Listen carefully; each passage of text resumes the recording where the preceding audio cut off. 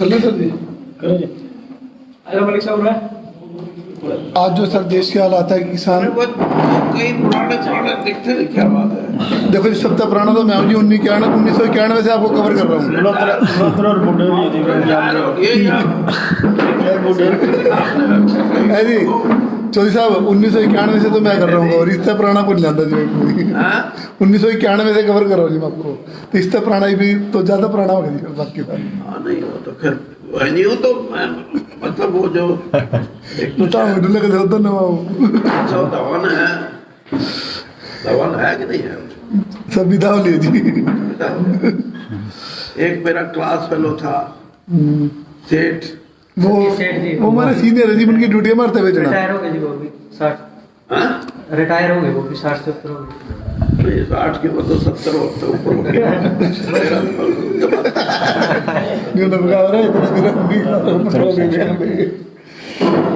लेकिन वो मेरे ख्याल में ट्रिब्यून में लिखता था। हाँ जी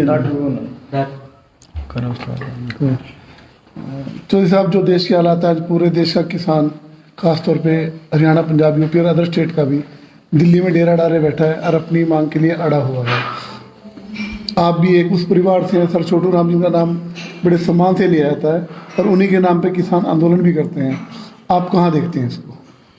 देखिए अब ये किसानों को जो 3 अध्यादेश आए और उसके बाद तीनों फिर एक्ट बने, कानून बने पार्लियामेंट द्वारा, उनके बारे में उनको अनेक संशय हैं।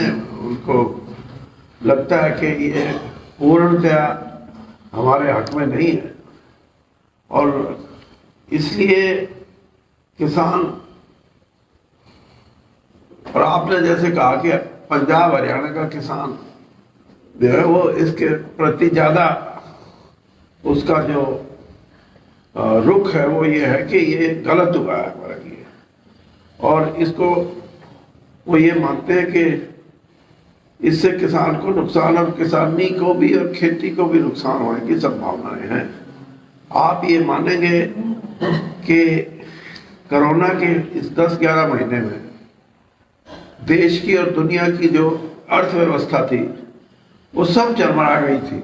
सिर्फ अकेला एक कृषि ऐसा सेक्टर था जिसने इस देश की अर्थव्यवस्था को कायम रखा और पिछले सालों से ज्यादा उत्पादन किया और एक निश्चित वातावरण हमारे देश में बना कि इस महामारी में भी हम अपना पेट भर सकते हैं, क्योंकि हमारे किसानों ने हमारे लिए जो अन्न पैदा किया है वो ऐसी परिस्थितियों में किया जो संभवतः कोई नहीं कर सकता था। और अब जो जैसे मैंने बताया कि उनको लगता है कि हमारे साथ न्याय नहीं हुआ है, तो वो दिल्ली आए हैं और केंद्र सरकार से वो ये चाहते हैं कि पहले तो ये चाहते थे कि हमसे बात करें। बात करने की बात आई तो उसमें 5-4 मीटिंग भी हुई। अब केंद्र सरकार ने भी रिस्पांस किया है कि भाई आप जो भी सुझाव हैं उनके आधार पे जो जहां आपको शंकाएं हैं या आपको लगता है कि किसानी को नुकसान होगा वहां उनको हम बदलने को तैयार हैं। दूसरी तरफ किसानों की ये मांग है कि नहीं, आप इन तीनों एक्ट को निरस्त कर दो, तीनों जो कानून हैं इनको निरस्त कर दो तो हमारी सेटिस्फेक्शन है। तो ये, लेकिन मैं इतना जरूर कहूँगा पिछले 10 दिन से जो चल रहा है उसमें कुछ चीजें ऐसी हैं, कुछ भरम ऐसे हैं जो मिटे हैं और नजदीकियां आई हैं। अब आज की मीटिंग का मुझे पता नहीं क्या हुआ है। सर एक बड़ा पुराना किस्सा बड़ा पॉपुलर हुआ है कि जब अंग्रेज हुआ करते थे तो सर छोटू राम ने साफ कह दिया था कि 10 रुपये मन कनक आपको खरीदनी होगी। जब अंग्रेजों ने मना किया तो उन्होंने साफ कहा कि जितनी खाने के दाने हैं उसने रख लो और बाकी को आग लगा दो, तो अंग्रेजों ने मान लिया था। तो सर छोटू राम भी उस टाइम एक बड़े राजनीति में कद रखते थे और स्थिति सिर्फ अंग्रेज थे। आज देश की स्थिति है कि देश आज़ाद है, पर आप भी एक राजनीति में बड़ा कद रखते हैं और उनके परिवार से हैं, तो क्या कोई बड़ा स्टैंड लेंगे आप? मैं आपसे नहीं, मैं पिछले 2 महीने से ये कह रहा हूँ कि किसी को ये भ्रम नहीं होना चाहिए। मेरे लिए मेरा धर्म भी और मेरा कर्म भी किसान और खेती पहले है।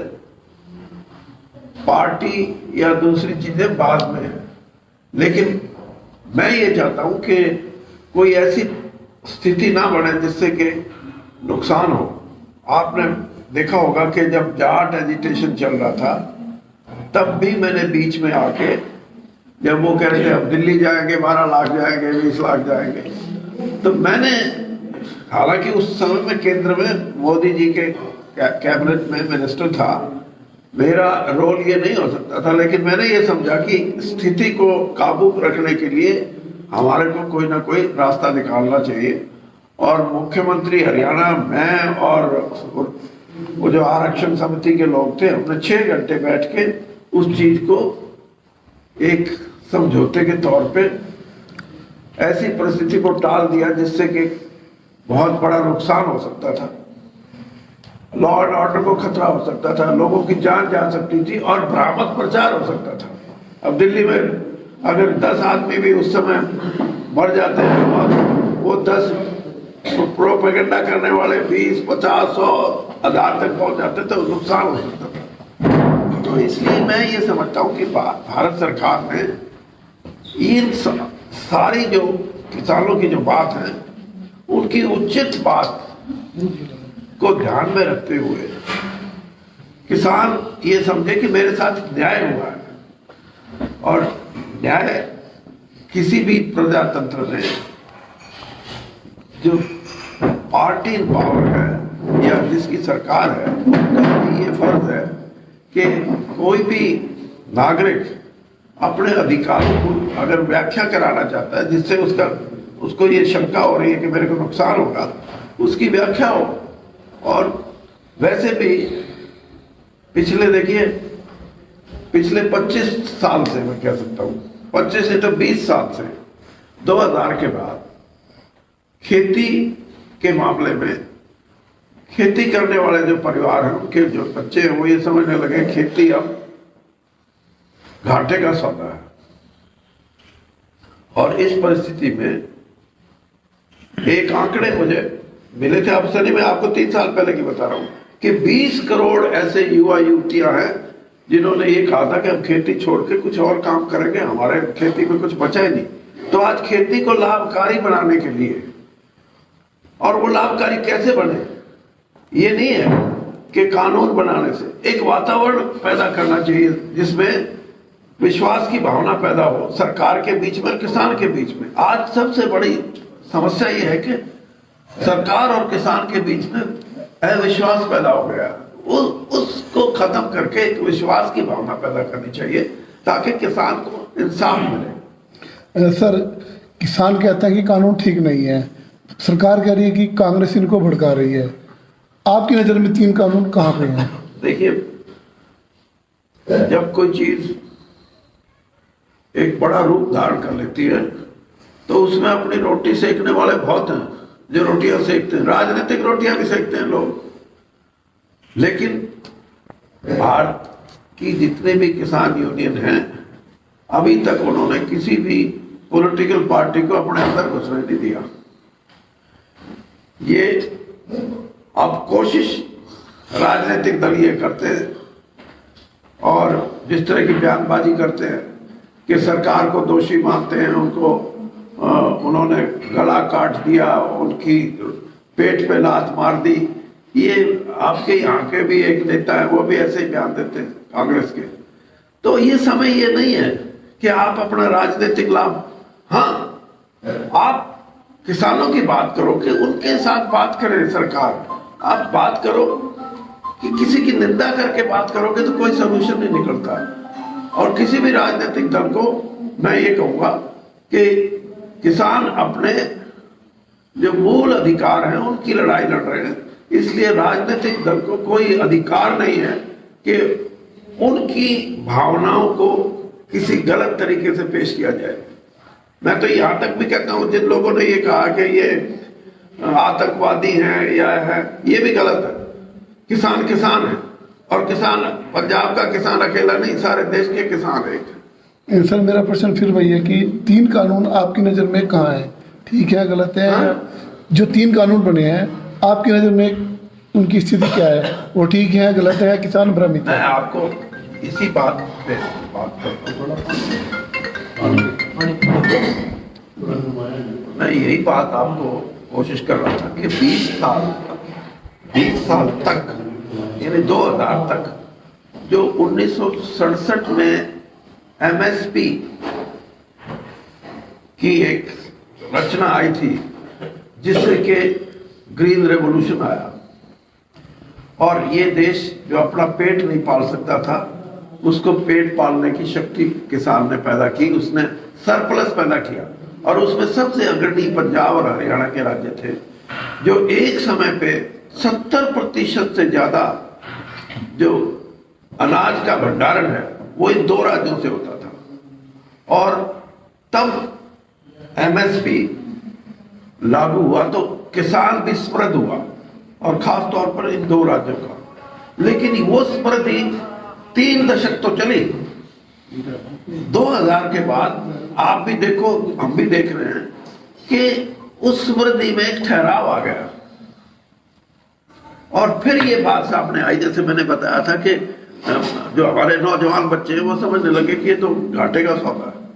तो उस परिस्थिति में नए तौर पे हमारे को सोचना पड़ेगा, ये जो कानून बनाए हैं इनमें जो कमियां हैं उनको दूर करके, मैं ये जरूर कहूंगा कि उनको दूर करके वो नए जमाने में अर्थव्यवस्था में किसान की भागीदारी कैसे बढ़े उसकी तरफ ये आकर्षित करते हैं।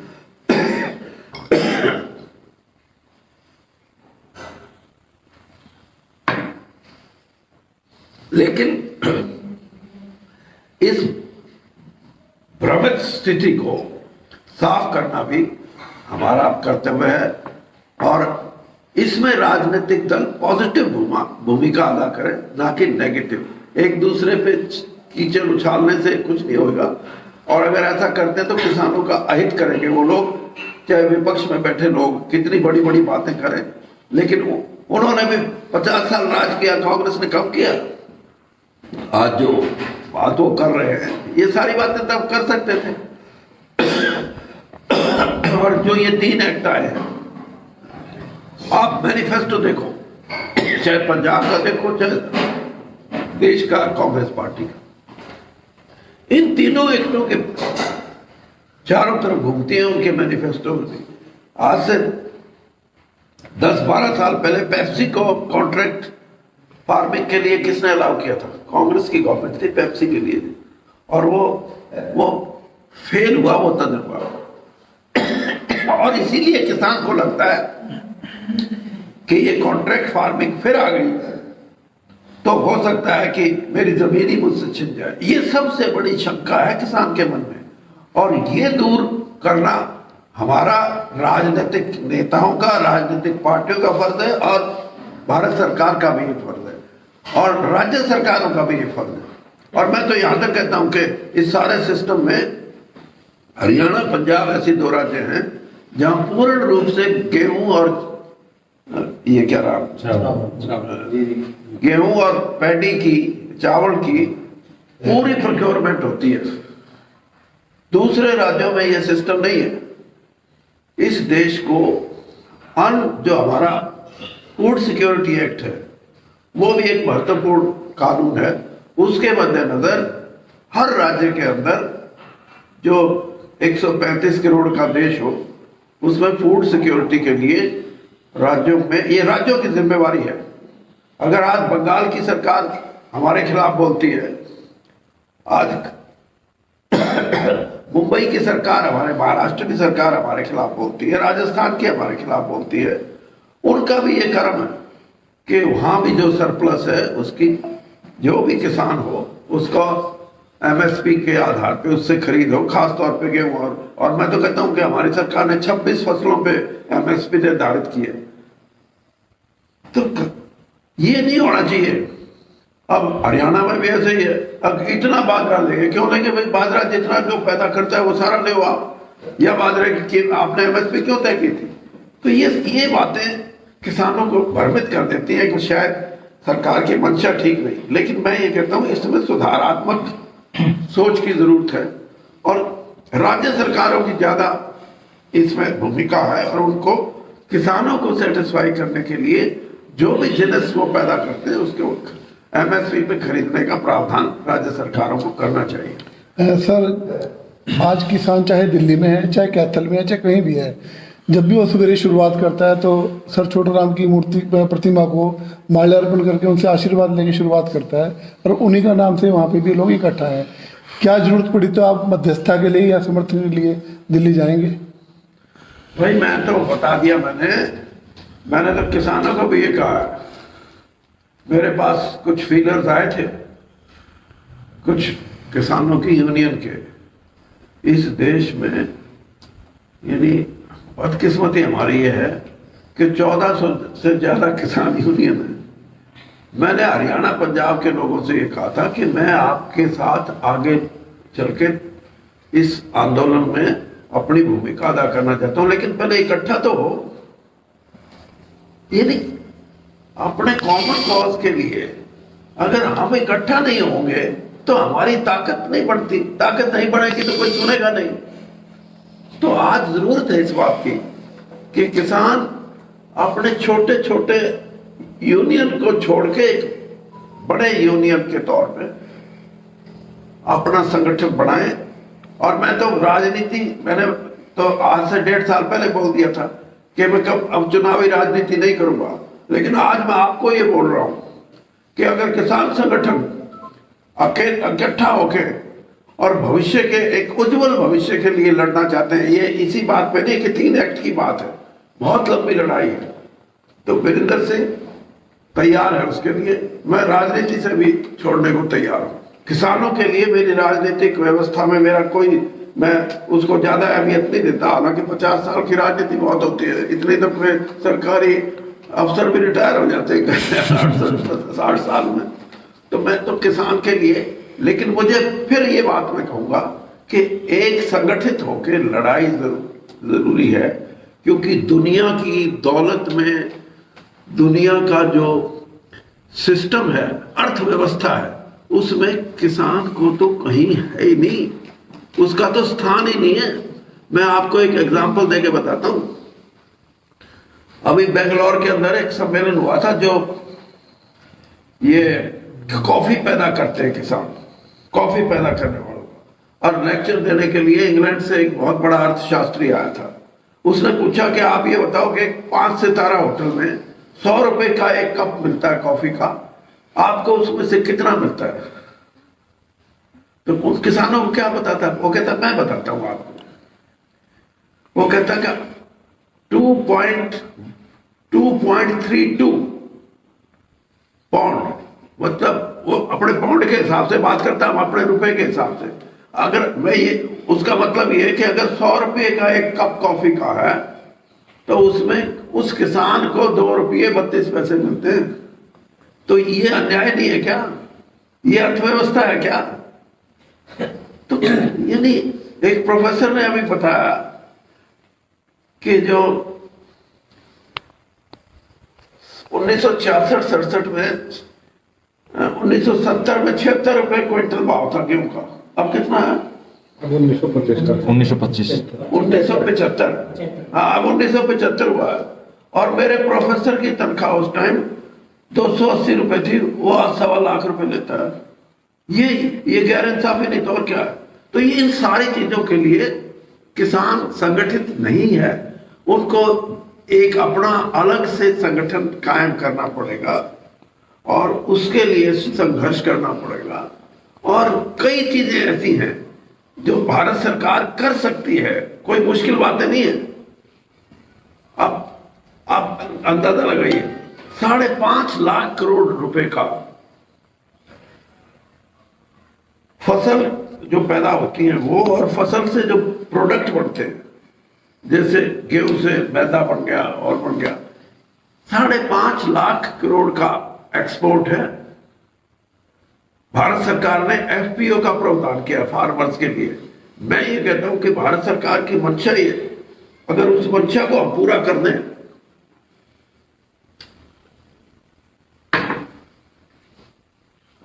कि वो 5.5 लाख करोड़ का जो व्यापार है वो अगर किसान के माध्यम से होना शुरू हो जाए तो हमारी इनकम दुगनी नहीं तिगड़ी चौगुनी 5 गुना हो सकती। ये है आज कि इस दौलत में किसान का हिस्सा बढ़ाया जाए। ये है लड़ाई, और इस लड़ाई को लड़ना हो तो किसानों को एकजुट होना पड़ेगा। Thank you sir.